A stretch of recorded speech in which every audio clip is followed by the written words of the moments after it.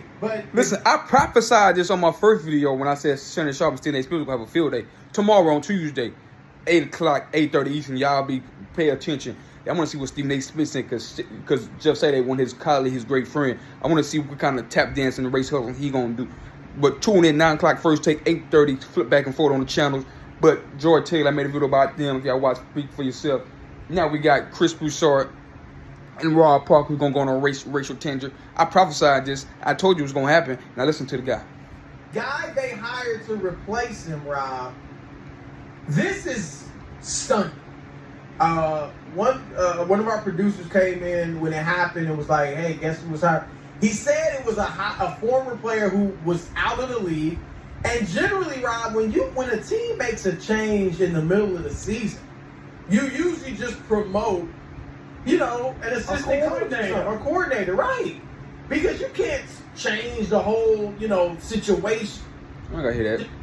As he was a consultant, but come on, that's not a coach. They hired someone with zero NFL coaching ability. Jeff Saturday.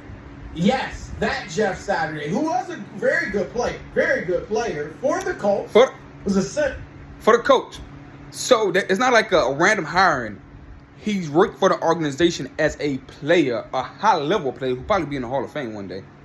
Who knows? Should be. 6-time Pro Bowler. Made some All-Pro teams, too. So it's not a random hiring. A guy cannot hire somebody that used to work for him in the past to do a job that he's been a head coach in high school. He got some level of experience coaching. He coached high school basketball. He coached high school football in Georgia. But Rob, most people now know him from being on ESPN. Right. as an analyst. For 3 years in Georgia. And Rob, he coached high school. They bring him on and hire him to let him create a culture, see what leaders, did all the grunt work, everything they told you need to do in the season. I know I could be wrong, Chris, but what are your thoughts? Go, Rob. Just a blatant slap in the face Go, Rob. to every minority coach in the NFL that's put in their due, Chris. Became coordinators. Did all the grunt work, everything they told you need to do in order to get an opportunity. And for them to go out and hire Jeff Saturday out of nowhere with no experience is totally uncalled for. He's unqualified. He does not deserve this job. This is the ultimate white privilege for me. It just is. White privilege. Because when you name me a black coach with no experience, Chris, who has gotten this kind of opportunity, then I'll stand down and I'll wait. Keep on waiting because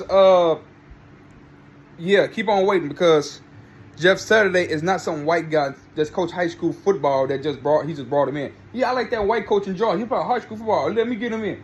He's a fucking ring of honor and close friends with Jim Irsay, the owner. What black player that's close to Jim Irsay besides Reggie Wayne, who own the coach staff, who have a coaching job position with the coach? You want to bring Reggie Wayne in to that trash? I don't think so. Like have context when you talk about that. What nigga? Like, why would you bring in a black coach? And always these excuse me, I won't say that Uncle, like, he's not Uncle Tom, because they don't even know Uncle Tom mean. Look at the guy, look, bro, he'll get beat up in the hood. There's always these niggas that not from the hood, that's not street, that stand up for black business. It goes all the way back from Booker T. Washington and W.D. Du Bois. W.D. Du Bois was born on the North, not in slavery, and Booker T. Washington was a slave from the South, and they had different perspectives on what black people should do. Booker T. Washington was born into slavery. He had a different idea in the food that's free, trying to tell him what to do with white people. Like, man, stop it. Look at this fool. Like, bro, get out of it. Like, bro, you a cornball, bro. You a cornball. He tried to call Robert Griffin III a cornball because he was dating a white girl, and he said, bro, shut up. But there is none. And I just think it's wrong. It's the worst message. And Eric Bieniemy is still looking for a job. Can't get one as a head coach. And it's more than just him. Byron, you just said it. It's more than just him. Them two guys suck. They just named. Remember in my last video I told you about Brian. I brought them two names up. They suck. You know how I feel about Brian Leftwich. Tampa Bay fans know how we feel about Brian Leftwich. He should be criticized. He should be fired. He should be arrested for the job he's doing with Tampa. He's only there because Tom Brady's a nice guy. And we're talking about the black privilege. Todd Bowles is a fucking head coach because of black privilege. He's not even close to a coach at BA. Brian Leftwich is on the staff because he's black. These dudes can't coach. Like, he should be arrested. Like, ask a Tampa Bay fan. He's terrible. I watched the play because he's off. He's pathetic. He run the ball up the middle. They got the worst run game in the NFL, and they try to run the ball on key downs. Come on, bro. Like, if you watch the game, national televised game last, they had 31 at the 3-yard line. They run the ball up the middle. They get stuffed. That's been the story of the Tampa Bay Buccaneers. And you talking about Brian Leftwich. Ed Reed is a fool that's been arrested plenty of times, got a bad criminal background. He's a running back. He was a running back. Don't call no plays. He hide behind the white man, Andy Reid, his daddy. And you want to talk about them fools. Cut it out, Rob Parker. This is white privilege. Yeah, it is white privilege because Jim Ursula is a white owner who owns a team who want to bring somebody in of his caliber, his race, that he knows. So yeah, it's white privilege. Ain't too many black people know owners have a relationship with the owners like that. They cut it out, Rob Parker. Cut it out. None of them brought up the fact that he was that's the real reason. He played for the organization. He's friend with the owner. He coached high school football, so he's been coaching. He's been around football. He knows football better than y'all two fools. And it's the white privilege, a slap in the face because he know the owner. He knows the owner. They're like they got some white guy that coach high school football that nobody know. That got them playing NFL, don't know nothing about the NFL.